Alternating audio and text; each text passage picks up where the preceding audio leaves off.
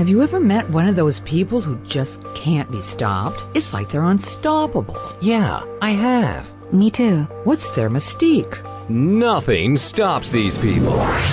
Don't stop. Welcome to Mission Unstoppable with Coach Frankie Picasso. You're about to meet some of the most amazing people. Stop. Don't stop. They've accomplished their goals despite insurmountable odds. They beat adversity, physical hardship, and traumatic events, and emerged triumphantly. They're people just like you and me, and they're winners. Are you unstoppable? Here's Frankie to show you how. Hello there, and welcome to Mission Unstoppable Radio. How is everybody today? We are going to go on an incredible journey, and our guide is a woman who has authored a book titled My Journey Through Time, where she recounts her experiences and memories of at least 7 past lives, some going back to 1066. For over 36 years, 35 years, 36 years, Dena has been a student of Paramahansa Yogananda, and she has been a practitioner of Kriya Yoga meditation. And in the late 90s, she served as the vice chair of the Millennium World Peace Summit of Religious and Spiritual Leaders, held at the UN in New York.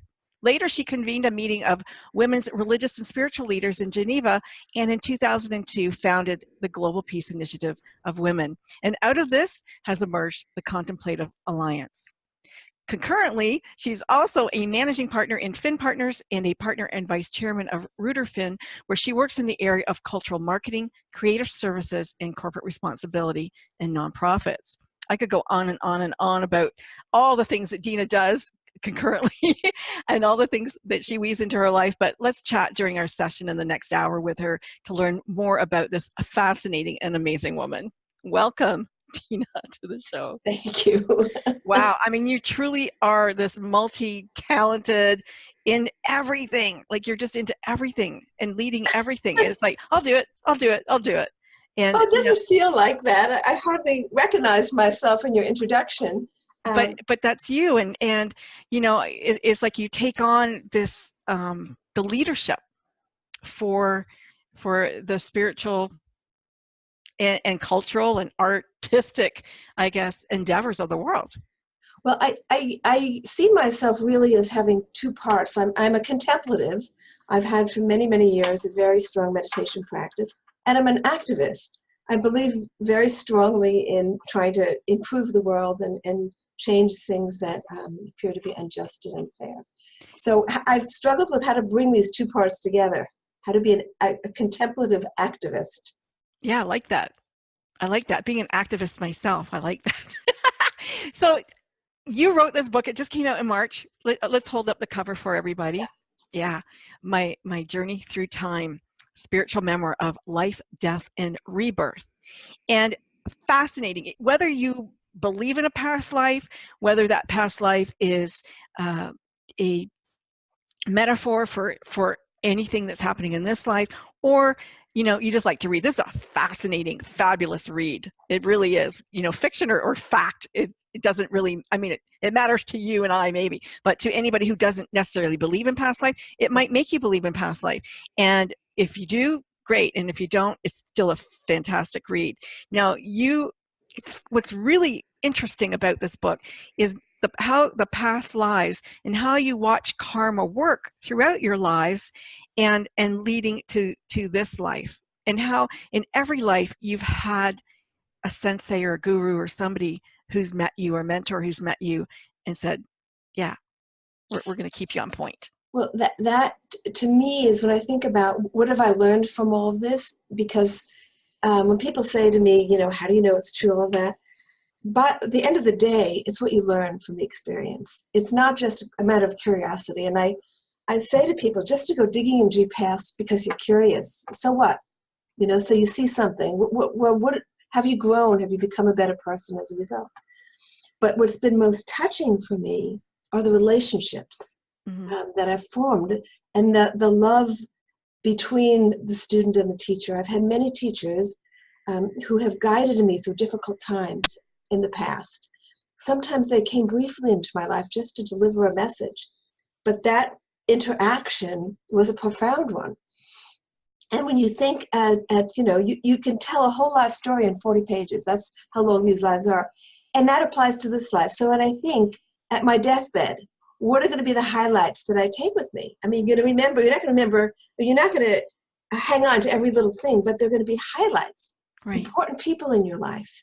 And the relationships don't die and the love doesn't die. Those bonds are eternal. They talk about us, rebirthing with soul groups and going through soul groups throughout our many lives.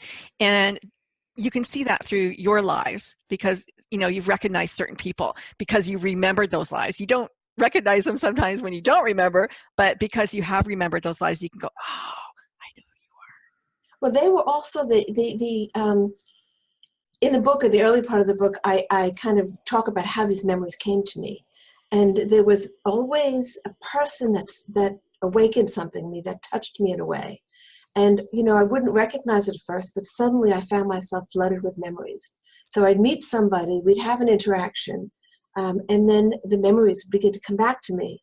And it was very interesting, especially the first time it happened, because I was seeing something about this man and about the relationship, and I had to function in the presence. It was a business colleague, somebody who would come in to help me learn something within my family business. And so I had to relate to him in that way, and yet I was back in time remembering something else. And so these jugglings of time periods was a real challenge in the beginning. So tell me, how old were you the first time you had this experience? When I was, I had brief glimpses when I was growing up, and I think most people do, but you don't know what they mean, so you don't really pay attention to them. But when I was 30, I moved into a home, and there was something about that home that sparked a memory, and I began having dreams about another house, and I would have these recurring dreams. I'd always wake up with longing for the house.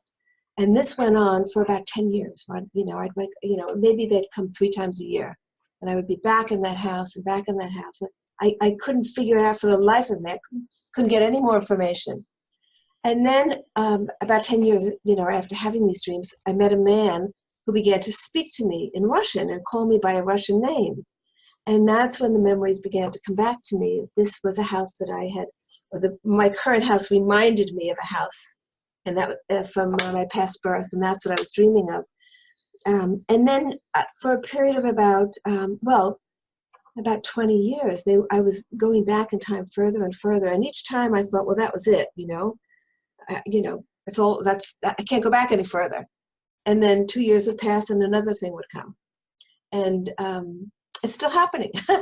I'm working on a second book.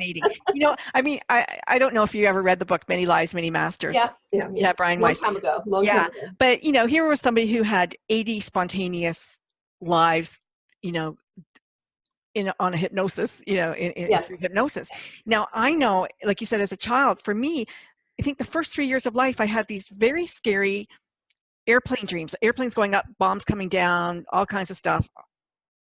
I was a little girl. I don't know why I had these dreams, but I did have a past life in the Air Force as a bomber pilot. I went back and I found it. So I go, oh, that's why I had those dreams. I brought it into this life, and then it went away. Was it World War II? It was one. World War I. Yeah, and it went away, and so that was very interesting. Because then you can just go, oh, okay, that's right. Because I didn't know why I had those dreams. I mean, they bothered me and it scared me. And then, then you go, okay, now I can relate. Now I get it. I think there's a good reason why we forget, because it would be very confusing if these memories were flooding us. And the point of this life is to learn what you need to learn in this life and to progress and not to get bogged down by what you've already done. But there are teachings, and for me, the reason why I decided to share, because initially I just wanted to write it down for my own information, just to see what the patterns were, and to really see how one fed into another. And then a few years ago, a very close business colleague of mine, who was an agnostic, was diagnosed with pancreatic cancer, and she was very frightened. And and she was a writer, and I gave her my manuscript. And she said to me, Dena, this has helped me so much. You've got to publish this. She said, it's given me so much comfort. And she handled her death very well. And so the thought that the book might have given her some understanding that this wasn't an end. And then, of course, as I've published the book, people have written to me and said, I've shared it with a friend who was diagnosed with this, or someone who just lost somebody. And I think part of the challenge facing humanity now is to overcome this fear of death. It's like once we understand there are different dimensions and that you move from one dimension into another, and I think science will discover that shortly, within a period of time, it changes everything. Dena, I think that people get that this is our vessel. This is, I always call it the car I get to drive while I'm here. Yeah. Right. And I think that, on an intellectual level, they know we all have to die. And we all do it, can't get out of it. And it scares a lot of people. And even though some people, whether you believe in heaven or you believe that you're going to go, to the blue space in between or whatever you want to call it, that something's going to happen and we don't know what it is. And humans fear the unknown for some reason. I kind of think it's exciting, but people fear that. And there's been I've interviewed many people who on people who have, died, come back to life, kind of died and come back to life. And their experiences are very similar in that whatever your belief is, that's what you see when you die. Exactly. We are the creators of our everything. Yeah, we are in this life and in that life. We are. And that's a very important thing to understand, is that we've created our current situation. There's nobody out there imposing it on us. We've created it. We've through choices that we've made in the past. We are shaping our future now. Right. And my guru used to say, the Christian is going to see Jesus when he dies, and the Muslim is going to see Muhammad, and I'm going to see my guru, and whoever is your guide, that's the one you're going to see. I hope I see my dog. I really do. I really do. That's what I want to see. My doggies, all of them who have gone. Right, Adrienne? Adrienne is in our. Hi, Adrienne. I'm going to say hi to him and Ish too, who are in our chat room right now. The idea, though, if people loved Star Trek, the original Star Trek, and you think about being on the holodeck, that's what our life is. It's like we create that holodeck, right? That's right. And our thoughts are creating everything. And that's a hard thing for people to understand, because it means I got to take responsibility for what's going on in my life. That's why people have a hard time accepting it, because then you are the one who has to take responsibility. It's not imposed on you.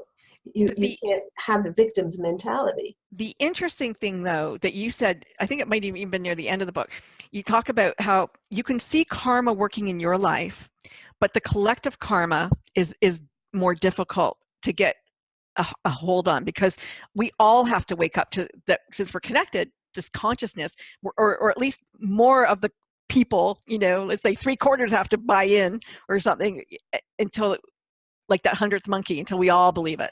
Exactly. Yeah. Until it's permeated everywhere. I mean, I've done a lot of thinking about collective karma, and especially being in the U.S. now, where we find ourselves in this, like, hey, what happened? Another school shooting, when are they going to wake up? 300 million guns in the American, we have 350 million people, 300 million guns out there. That's all within the last decade or two. We used to have much tighter regulation, ban on assault weapons. Everything got thrown out, and what people don't realize when they advocate for the Second Amendment, basically, it's all about profit. There are people making billions of dollars at the expense of the American public. And you're organizing the biggest anti-violence. What is it, a rally or in the school system that's educational? Well, we've done a lot of peace dialogues around the world. We're now trying to focus our energy here in the U.S. But part of our work now is to show the connection between the violence in the schools and the violence against the earth, the ecological violence that's going on. It's just a violence that we've somehow manifesting, violence against women. It's all the same impulse. And we have to go back and look at what's creating this violence. Yeah, I mean, there's such a surge, violent. I mean, the volcano in Hawaii, all the shootings, the this and the that. It's all culminating to this. It feels like, we're steamrolling into some sort of a, Well, I don't I think mean, it's the end of the world or anything, but I just think that there's going to be some event shift, that some needs to wake shift. us up. Yeah, and I mean, I believe that we will either wake up voluntarily of our own, or things will happen that will make us wake up. We Mm-hmm. cannot go on in the same trajectory because it's not sustainable. I mean, the planet cannot sustain what we're doing, and it will be self-destruction. Right. So in order to save us from that, things will have to happen to wake us up. And the sooner we wake up, and the more people that wake up, the more we'll be spared the more intense experiences. And I do think that that's why it's so important now that all this consciousness work come out, and that people let go of their fears, because there's so much fear around, Yeah. Fear and anger. Those are the two things that we've really got to learn how to address within ourselves. And so, I mean, I think that the collective is kind of like a culmination of all the fears and angers that people experience in their personal lives. The more we can deal with our own personal issues, the better the energy will be in the collective. But when you look at the fear, the fear is, what is the biggest fear? Dying. Dying is the biggest. Dying is the biggest fear. So you've already explained dying in your book, and others have explained what happens. And so now there's no fear. Now we don't have to fear that. Right. Right. You don't have, no harm is going to come to the soul. Right. To the physical body, yes, but to the soul, no. So you never have to really worry about that. There is nothing to fear. There's nothing to fear. And we can change all that by changing our thoughts. Exactly. That's what you have to worry. It's all up here. Yeah, it's crazy, isn't it? It's all, everything that we see is a manifestation of the mind. The creation of the mind. And we don't realize how powerful our thoughts are. And if we only realized the power of thought, it would change everything. Yeah. So the process is to try to help more people wake up. When I want to talk about a few of the lives, because they are so very interesting, and let's talk about that and how karma works. So the first life you talked about was Sonya's. She was a young girl in Russia. Her father, I think he was a political person. The mother was, stayed at home. And she loved ballet. She loved to dance. She loved ballet. And that was her life. Her spirit came alive through dance. Yeah. And as a young girl, I used to dream about ballet. And I was obsessed with it, obsessed with going to every ballet I could see. I've seen all the greats. I still love it, but I'm no longer obsessed with it. But the thing about that life that was most significant, aside from, when I was born, my guru, who had come to America and brought the teachings from India to America in the 1920s, the first master from India to live here, passed away a year after I was born. And I never had a chance to meet him in person. And in the 1970s, all my friends were running off to India, and they said, "Oh, you need to meet a live master." And I said, "What can I do? I love this one. I can't just change my heart." And when I remembered my past birth, I saw that I had met him very briefly when he was going back to India in 1936. And because I had been a refugee in Europe. And it's just like, oh, no wonder I was longing for him and always wanted that in-person contact. But why this love for Yogananda? Like, why him? I can't explain it. I've always, since I was 20 years old and read his book, saw his picture, I've had this intense love for him. Wow.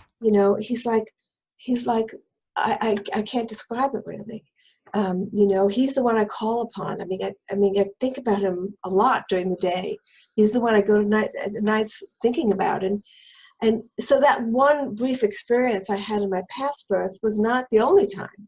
Yeah. It was an earlier birth that I talk about toward the end of the Are they linear, our lives? Like, would you have said that Sonia was your last life before this incarnation? Or would you have done that and maybe then gone back? Like, is time like everywhere? What do you think? I think that in order to, we've constructed it. Yeah, we constructed time. Yeah. Yeah. In a way, it seems to me that it's all taking place at once. Mm-hmm. And when I finished this book, which was a few years ago, I began to be living more into the future, into the next life. I began seeing the blueprints being, so it was like, I'm living that life too. And I found myself kind of dwelling, reflecting on choices that I'm going to have to make in the future. It was the craziest thing. Wow. I mean, here I was living in the past, having to conduct my life in the present. I mean, I was raising 2 sons, I'm holding a job and all that, and living in the future as well. And that's when it began to say, oh, wait a second, okay, in order to live the life as we know it, we construct a time frame where it's linear. Okay, so let's just go with that. Yeah, it's easier for us to understand. But now you've only described 7 of your lives, and you know about more. Yeah. But you've always been female, never male? Yes. There are several lives that I've had glimpses of, but I don't have a whole narrative. Okay. There's one life that was earlier where I see myself as a male. Actually, 2 lives that I see myself as a male, but I don't have a narrative. Okay. I just have a scene from those lives. So let's give folks a glimpse of it. You have been Hindu, you've been Muslim, you've been Sufi, you've been Jewish, you've been Christian, you've been African, you've been Buddhist. Buddhist, Shinto. I mean, you've been everything. Yes, I have been everything, and I think. And when you look at your life today, how you're trying to integrate all of these religions into one piece. Full, and you've done it all your lives, really. All my lives. All your lives. The beautiful thing is that interfaith work, of that integrative work, has been with me, showed up again and again. The other theme that's showed up again and again, and this is why I think my last period of 7 lives I've been a woman, is finding my own self-confidence and as a woman. Okay.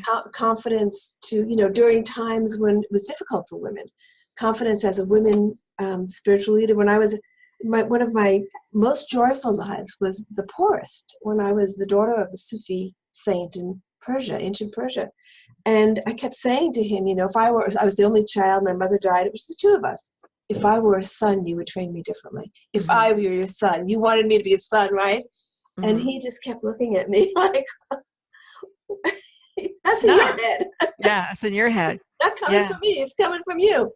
And then some lives later, I finally, in the mountains of India, meet this woman saint, and see that it is possible for women to attain that have that spiritual attainment.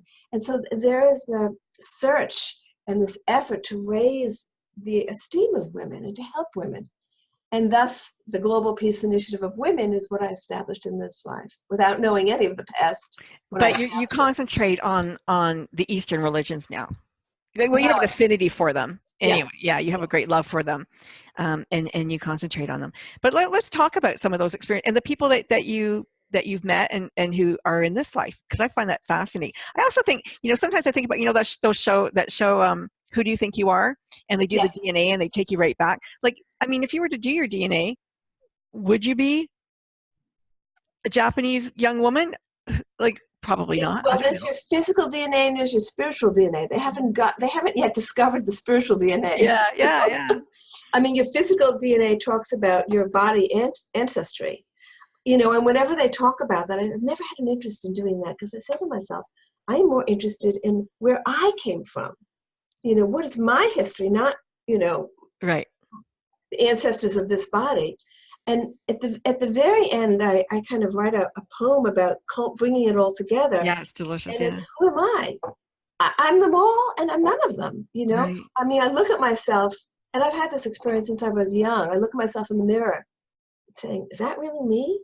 I don't really identify with the one looking back at me, And when I was younger, I had red hair, but my past birth, I had like a dirty blondish hair, and I always wondered how I got this color hair. It's like it shouldn't be this color. It should be kind of a sand. It's actually an interesting color for a young Jewish girl. I don't know where it came from. Maybe the Russian. The Russian, I think. Yeah. yeah, Yeah. yeah. Yeah, it's interesting. I mean, we have a lot of similarities. Like we were talking off air, we both come from Jewish, both come from Russia, both, grandparents and stuff. And that path is interesting. I'm so curious. I wish we could all have, the spontaneous remembering just for a little bit, just so we know, where we come from and how we can wake up in this life and think, oh, yeah, look at that. I'll tell you an experience I had recently. We were organizing, there had been a killing of a pastor in Charleston, South Carolina, Yeah. a few years back. And we had a dialogue on healing the earth. And he had been sitting with us. And a few months later, he was killed in a church. So we were called to come back and do another healing dialogue. And this was last June, we were there. And one of the African Americans said to us, this is the Saturday that we go do our annual ceremony for the Africans who died on the ships in the journey over. And if you'd like to join us, you can join us. And I said, wow, that'd be meaningful to me. And so we went down to the shore and they were throwing flowers into the ocean. Now in the book, I have a life in Africa. And at the end of that life, there was an attack on our village and my sister was sold into slavery and kidnapped, and my son, and I was killed. And she didn't make it in the journey. She died on the journey. They threw her overboard. And suddenly her image came to my mind. And I said to myself, this is like 18th century. Mm-hmm. I've never had the opportunity to bring closure to that, to pay homage to that sister that died in the journey. And throwing those flowers into the river, into the ocean, that was my bringing it to conclusion. It was very, very meaningful. And then sometime later, a few months later, one of the young white men who was there said to me, we didn't belong there. We shouldn't have been there. That was for the African American community. We should not have been there. The whites did not belong there. I turned to him and I said, well, I don't know about you, but that was very, very meaningful to me. And I thought, if everybody knew who they were, wouldn't that solve a lot of problems? It would. I mean, if the biggest racist in the world knew last life he was a black man, or woman or whatever, you have to say, oh, okay. That which you hate, you draw to you. Exactly. Exactly. And so, yet it's like, that's the balance. That's how it works. So you were, this young African girl. And then in another life, as Elizabeth, you helped, along with your sister in that life, helped, them to help the black slaves to escape through the Underground Railroad. So you were very instrumental in doing that.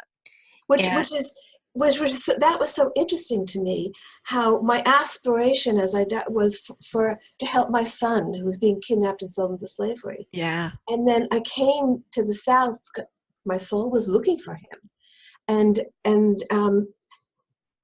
you found him. Was he hung? Is he the one that was hung? Was he the one that was hung, your son? Was he? No, he. Who was the young man? Because you had an affinity for this young slave, and you found him. He was the one who was part of the Underground Railroad, and I kept bringing him money, and so I was able to help him fulfill his mission. Yeah.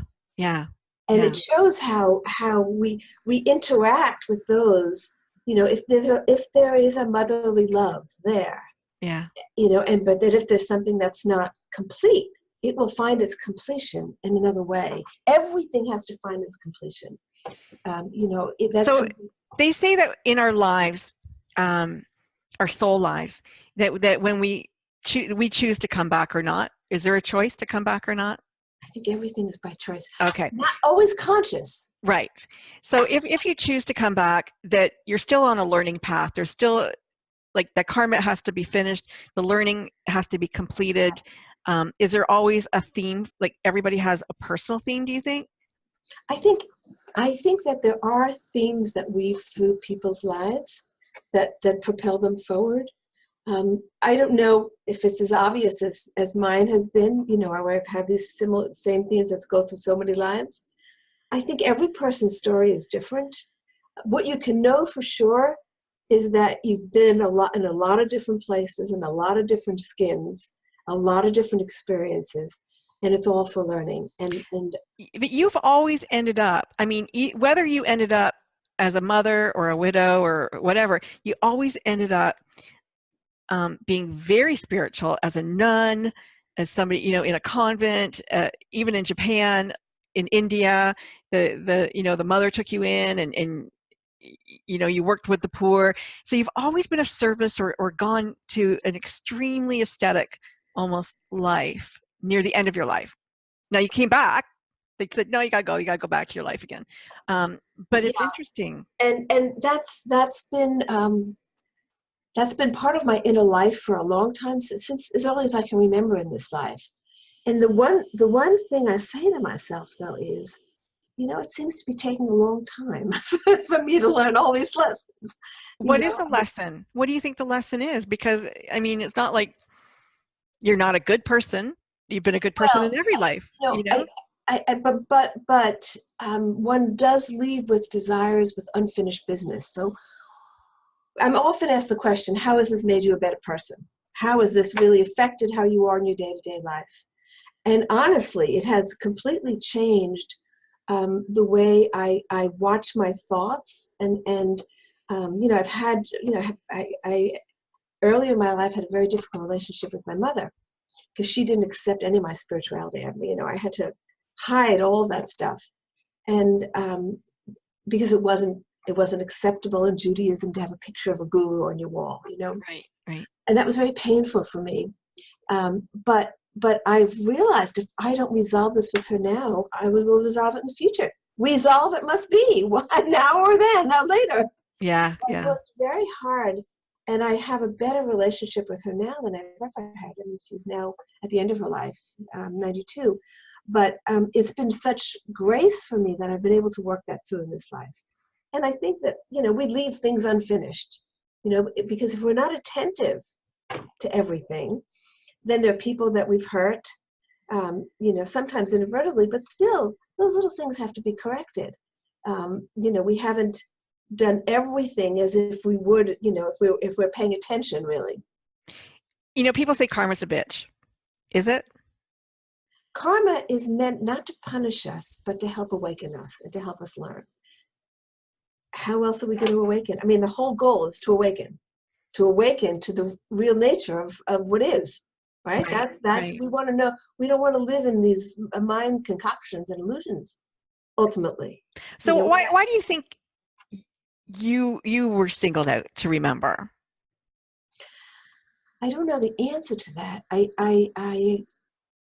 don't know the answer. You know, I have you know, many friends who meditate and have all kinds of experiences.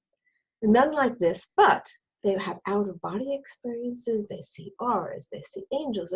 And I've always said to myself, I sit in meditation, and you know, I see my past. See anything. You see your past. Yeah.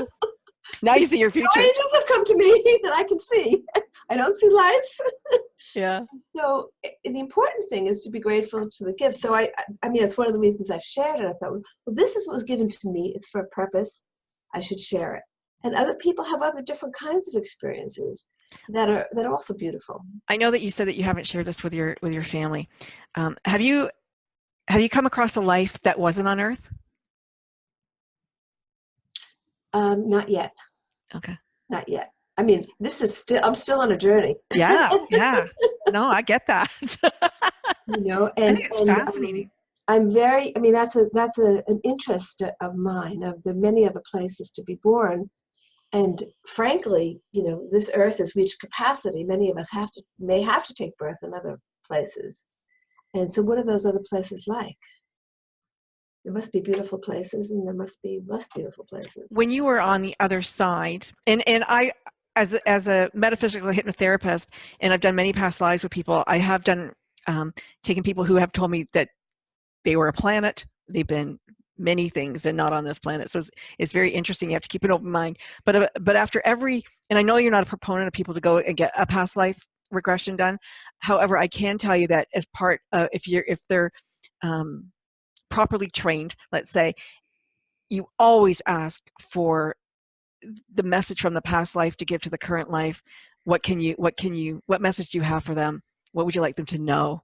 And I think that's always really great learning there. I mean, when I said that, I should clarify that, I mean, for me, it's not a matter of curiosity. If one goes with a serious intent to learn, and has a well-trained person to work with.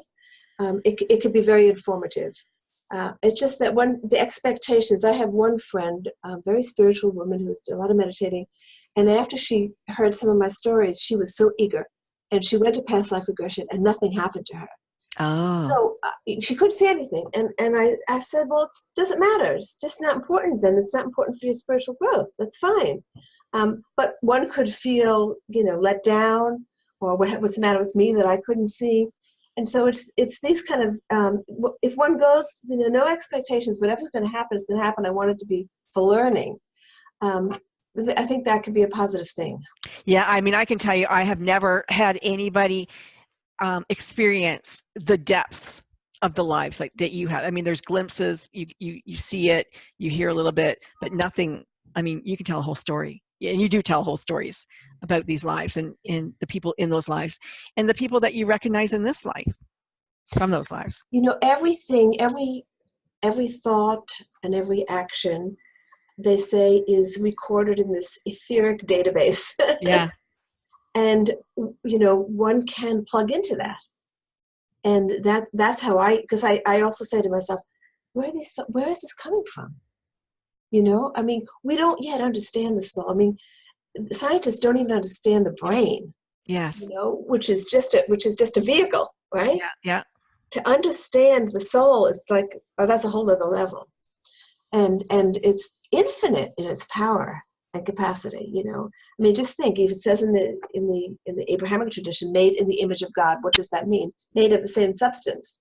Right. In the Eastern tradition, it's consciousness of the same fabric, so to speak, as the same as the drop of the godness, the divine consciousness. That's what it is. Yeah, there's infinite power in that. When you went back in between, when you're at the lives between lives, as we call it, and you had a conversation, you kind of did a debrief. Yeah, we go and we do a little bit of a debrief. Time, right? And you met somebody there. Yeah. And you talked about how, I got a feeling it was a he, didn't come back anymore. Yeah. But you had great meaning for one another, great love for one another. Like, was he the love of your life? Who was this person? He was somebody that at one time I incarnated with a long time ago, and I have not been able to recapture that memory. It seemed to be an ancient one. And when I was struggling to organize this conference in India, first time I'd done anything in India, big conference on the divine feminine, and suddenly I saw this being, and he had come to reassure me, and I thought it was going to be it ended up being a groundbreaking conference for us. It really changed the work. It was our 5th year anniversary, and ever since that point, which was in 2008, this connection has been there. And so at the time when I was writing this, and I remembered my guru coming and saying, now I'm taking you to America on my deathbed, and then finding myself in this beautiful place with him, with that being there. It was a him, although I just felt it energetically. Yeah, yes. And a lot of the back and forth was telepathically. And did you see yourself when you were there? Did you see yourself in this incarnation, in this vehicle? Did you see yourself with your face, let's say, when you thought about who you were, or did you see yourself with somebody else's face? I that I was a modified version. Okay. I wasn't quite like this, and yet you would recognize me. And when they say, because I've wondered about this, if you're meeting somebody from another life who's since had many bodies, you project onto that person how you remember them. Yeah. Again, that shows you how the mind creates. You see that person as you know that person. Right. Just like one person may get to and see Jesus, and Jesus is white with blonde hair. Another one sees Jesus has got a black face. I mean, you are doesn't mean that it's not real. It's that you are seeing it through your lens. Right. You have your own lens. So I had a different name. He called me by a different name, and I saw that I had a function in that place, and it was almost as if that was my home, and coming down here was between home visits. You're like a traveler that goes off and comes home. Going out and coming back, and then but I got to put some of the pieces of the different lives together, and I saw the trajectory. And then I saw that I had left my previous birth with an aspiration that was unfulfilled, which was to follow the teachings of my guru, which I couldn't do at that time because we weren't, I didn't have access to him or his teachings except for that brief meeting. And so that would lead me to take birth. And I've often thought, why did I get born into a Jewish family? Well, the last part of my life, and what happens in the last part of your life is so significant for determining your next. Oh, okay. Was helping the Jews getting out of Germany, and I had fallen in love with a Jewish man. So there was that reconnection. I'm sure I've had a Jewish life in the past. I don't remember it. Right. But maybe, in ancient Israel or something. Right. Yeah. Because there's clearly that connection. But your mom in the Russian mother had been half Jewish. She had been part Jewish, yes. And then you had as a Southern belle, you met a Russian prince who had fallen madly in love with you. So this was my question after I saw my Russian life. I said to myself, why did I get born in Russia? I hate the cold. Why would I be born in a cold place? Because naturally I assumed I had been in India in my past birth, right? And then when I saw that I had been in the American South, again, I said to myself, I've always had this resistance to the American South. I couldn't believe I was a Southern belle. I mean, it's just, and then of course. But an activist. Then of course I saw why I got born in Russia. Yeah. It's that life led to the Russian life, and then the African life led to that life. Those three lives, and I see it as one story. Yeah. Those three lives. Yeah. And I've come to the point where I don't even see it as many lives, but as one life with many chapters. I mean, when I was in the middle of these, I would say things to people, like I met my guru in 1936 or 1935. They say to me, you were alive then? You don't look that old. I'm going to say that you met your guru way before that. Oh, yeah, 1,000 years ago. Because, I mean, that kind of blew me away that Yogananda was William the Conqueror. But you did have, a relationship with William the Conqueror in a past life. I did, and I have to tell you that I have two sons, but no daughter in this life, no daughters. And I'm very happy with my sons and all that. But when I remembered that daughter that I had had such love for, I had the strangest experience because I felt that daughter was in a male body in the Himalayas and was remembering me, was remembering that life. So I was remembering that being, and that being someplace else on the earth was remembering me. Wow. And we connected. We connected in our souls somehow. And it's life, the reality is so complex. But tell us again how William was connected to that daughter. She was born and she was ill and he came. Your husband worked with... So what I remembered, in this life, I was there visiting a friend. She said, let's go down to Dover. And we were standing there and I went into meditation. I looked out at the straits that separated England from France.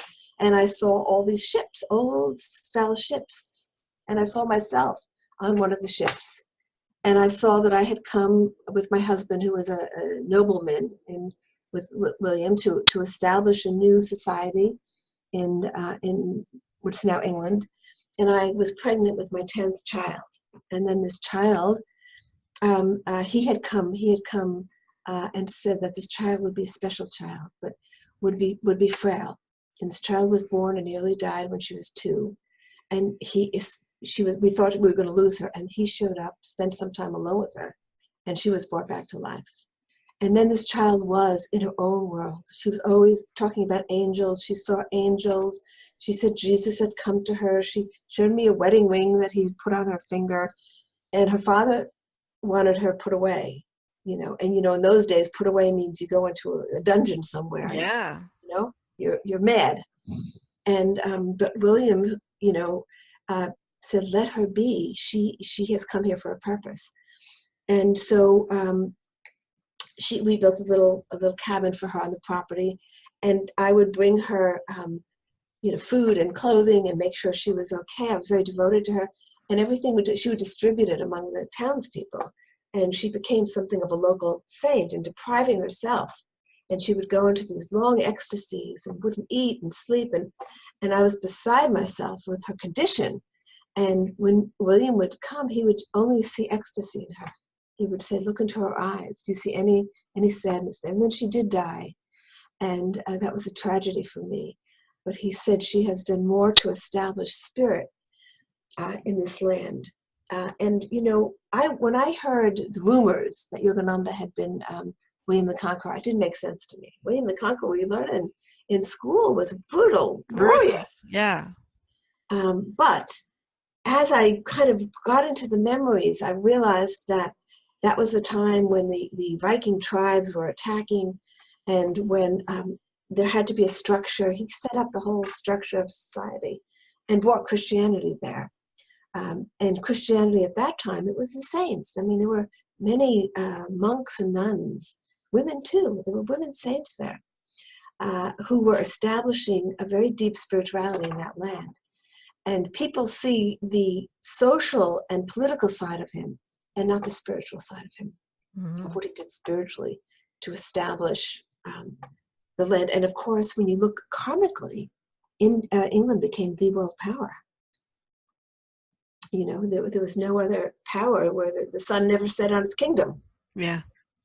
So how was his energy 1,000 years ago part of what enabled that to become England to become what it became? Those are the insights that came to me. Be fascinating to see who his lives had been after William.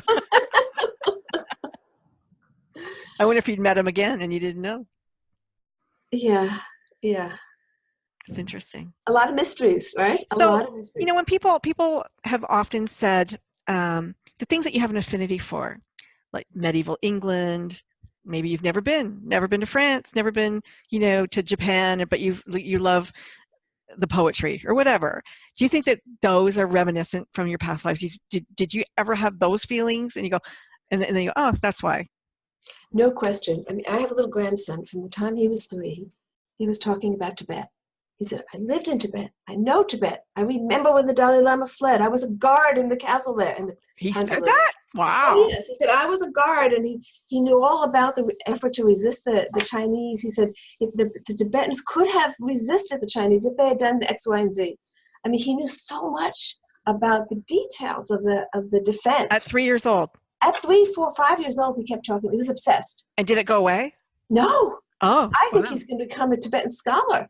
Oh, wow. He's 9, he's online, he's read books on the Dalai Lama, he's read books about Tibetan history, he knows about he's like an encyclopedia when it comes to Tibet. Wow. How do you explain that? Yeah, well. I mean, his parents are atheists, neuroscientists, he didn't get it from them.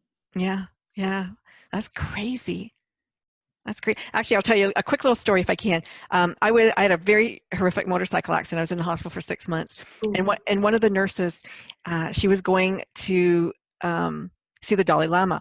And she, like yourself, loved Yogananda. She had his book. She always carried his book around everywhere. And she goes, I'm going to go see the Dalai Lama tonight. And I go, great, good for you. Because I was going through this dark night of the soul thing. Anyway, she came back. She goes, oh, it was an amazing experience. And she handed me this bracelet that said the Dalai Lama wanted you to have this. I'm like, oh, okay. Oh, it was beautiful. Crazy. And then there was Buddhist monks in the hospital different times. They would walk in and just when you had a question, I'd meet one. I mean, it was just crazy times.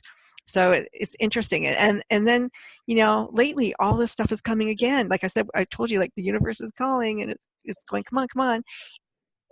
Like if you are receptive and if you hear it, and I'll never not hear them again because they took me over 6 months.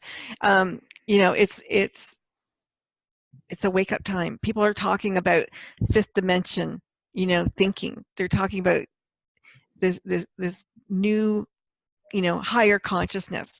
And let's talk about a little bit about that because we've got about 10 minutes. Let's talk about why that is so necessary.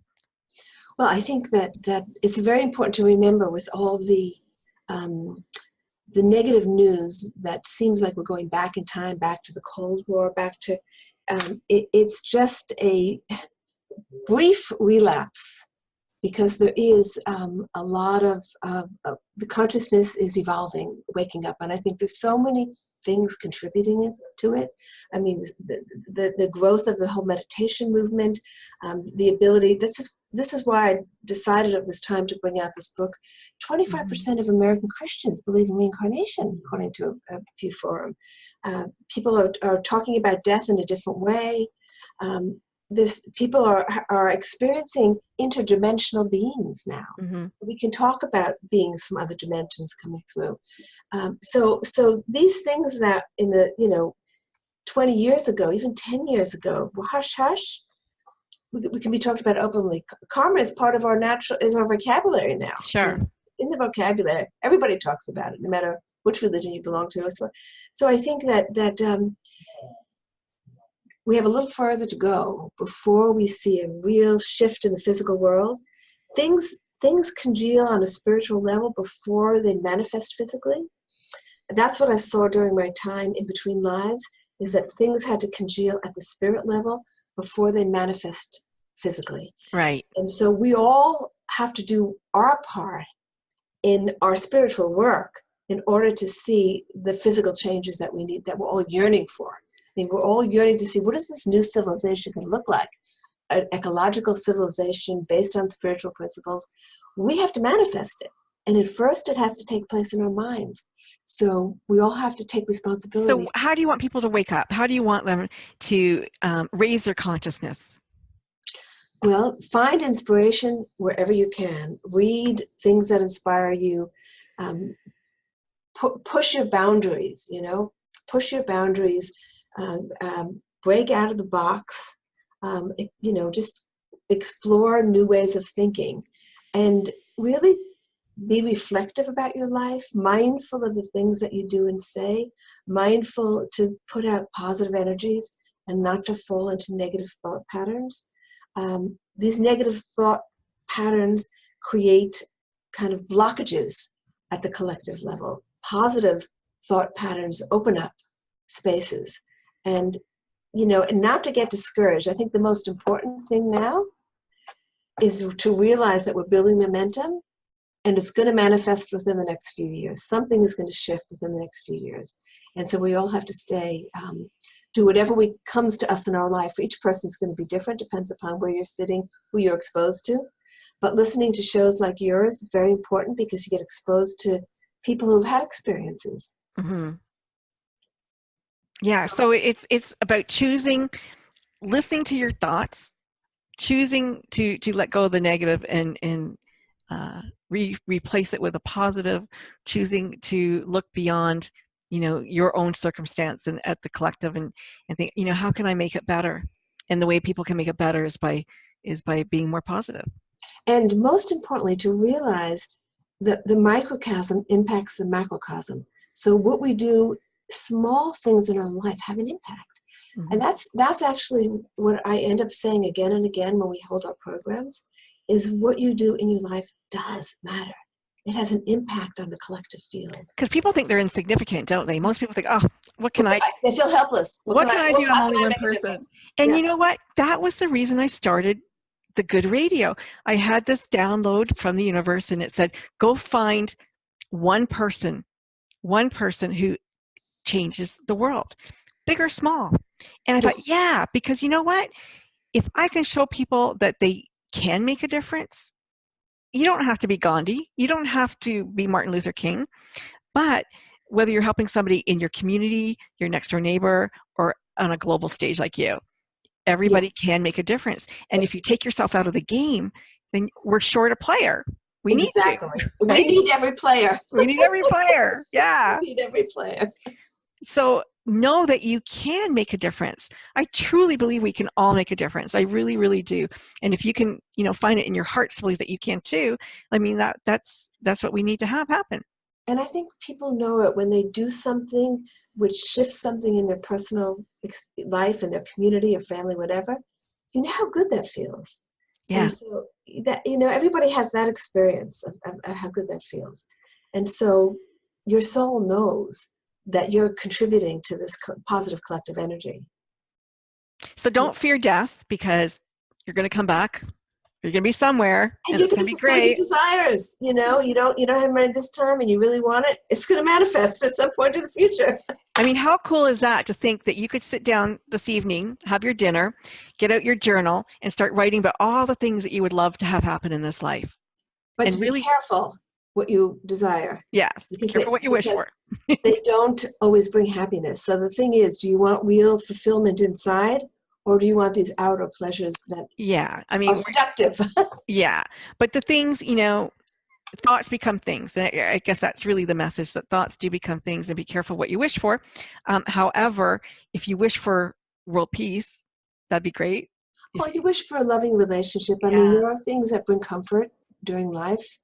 And we don't get everything in one life, I mean, you just don't get it all in one life. Very few people do. Right. And so, you have to see what's important to you, a loving relationship is something that really can, that's also a rare thing, to be able to have a truly loving partnership. So what do you think about these people? I mean, we don't all get everything, but there are people who get a really good package. There's some people who get the beauty, and they get the talent, and like just a phenomenal life. Yeah, but they may not be happy. Yeah. They may not be happy. They might be bored, or they might just seem, superficial. I mean, you don't know what's going on they may not have a really loving relationship. I mean, you look at this Melania Trump, right? I mean, here she is, beautiful, wealthy, in the White House, isolated.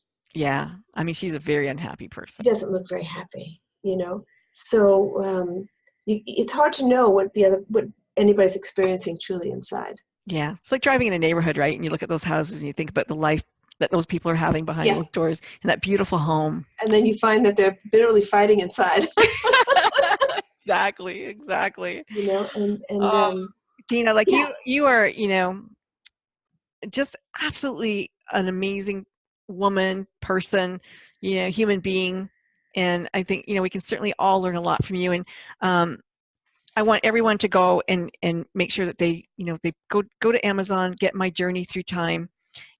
Fascinating read, as I said, just extraordinary look at what our lives are like too. I mean, it's not, you did it, we've done it, we just don't know about it. But we can learn certainly through yours. What's next on your agenda? I'm almost finished the second book, which goes further back in time. Really? Wow. Are you going to talk about any of the future lives in it too? Not in that book, but that I'm already have concept for a third book. I cannot wait to read that book. Make sure you send it to me. I definitely will. Thank you. Adriana, Linda, Himanish, everybody who's been listening now and will listen later, thank you so much for joining us on Mission. Thank you. It's been really wonderful to talk to you. Thank you so much for being on the show. Got a great show. Thank you so much. Thank you. I really appreciate it. I'm going to take us away from Facebook. Goodbye, Facebook. Bye.